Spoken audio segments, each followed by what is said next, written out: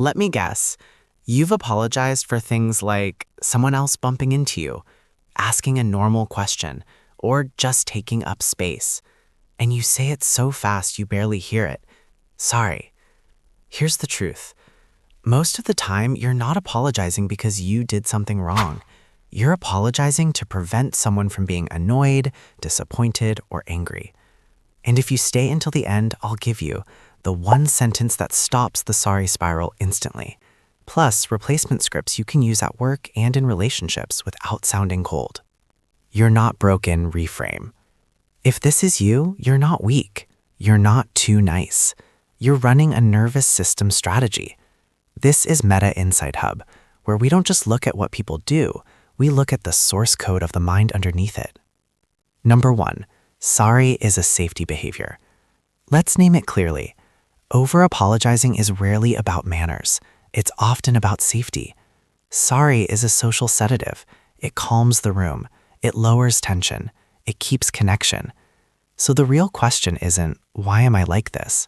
It's, what did my system learn about conflict, anger, and belonging that made sorry feel safer than clarity?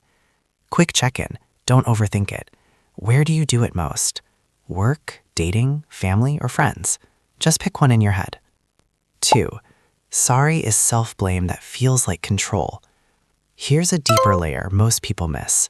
When something feels tense, your brain wants control, and one of the fastest ways to feel control is to make it your fault.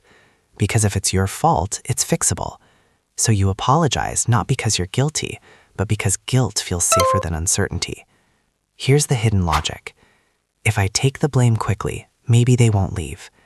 If I admit I'm wrong, maybe they won't get angry. If I shrink first, maybe I'll be safe. That's why over-apologizing can become addictive. It gives you a momentary sense of stability. Origin 1. You learned to manage emotional weather. For a lot of people, this starts early. If you grew up around explosive moods, silent treatment, criticism, or unpredictable emotional reactions, your nervous system learned other people's emotions are dangerous. So you adopted. You became the peacekeeper, the one who smooths things over, the one who scans faces like a weather forecast. Are they upset? Did I do something wrong? Should I say sorry just in case? And sorry became your fastest tool for calming the room. Here's an important reframe. You don't over-apologize because you're soft. You over-apologize because you're hyper-alert.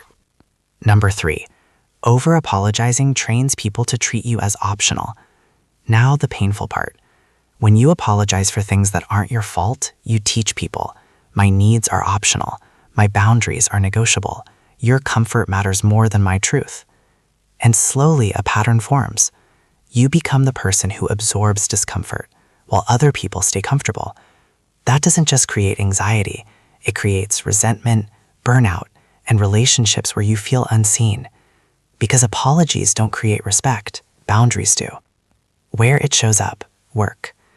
At work, over-apologizing sounds like, sorry to bother you, sorry, quick question, sorry, I'm following up, sorry if this is dumb. But notice what you're really saying. Please don't see me as difficult. Please don't think I'm annoying. Please don't judge me. And here's the problem. Some people interpret your apology as permission to push you because your language says, I'm already guilty. Where it shows up, dating and relationships. In relationships, it sounds like, sorry, I'm overthinking. Sorry, I need reassurance. Sorry, I got upset. But needing consistency isn't a crime. Wanting clarity isn't too much.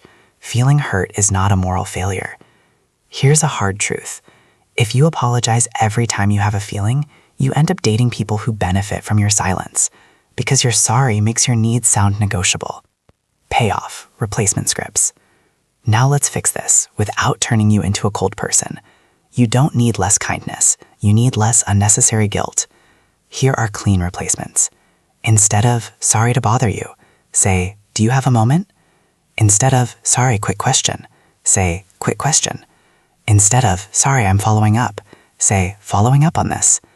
Instead of, sorry, I didn't mean to be annoying, say, I wanted to clarify. Instead of, sorry, it's probably my fault, say, let's figure out what happened. And the biggest one. Instead of, sorry, I feel this way, say, this is how I feel. That sentence is not aggression. It's reality.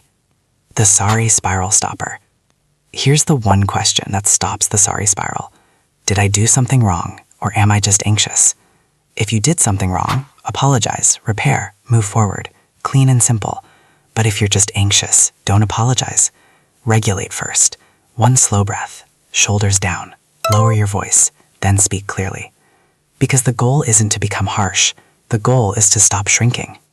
If you over-apologize, you didn't invent that habit. At some point, it protected you. It helped you survive tension, criticism, or unpredictable people. But what protected you then may be erasing you now. You are allowed to be kind and clear. You are allowed to have needs without guilt. Next in this mini-series, why some people never ask for help, even when they're drowning. Because always sorry and never asking for help often come from the same belief: I'm a burden. If this video helped, leave a like, subscribe for the next part, and if you feel safe, comment one line. I apologize most when blank. Work, dating, family, or friends, anything. You don't have to share your whole story. Even naming the pattern is a powerful first step. This is Meta Insight Hub. We'll keep decoding the source code together.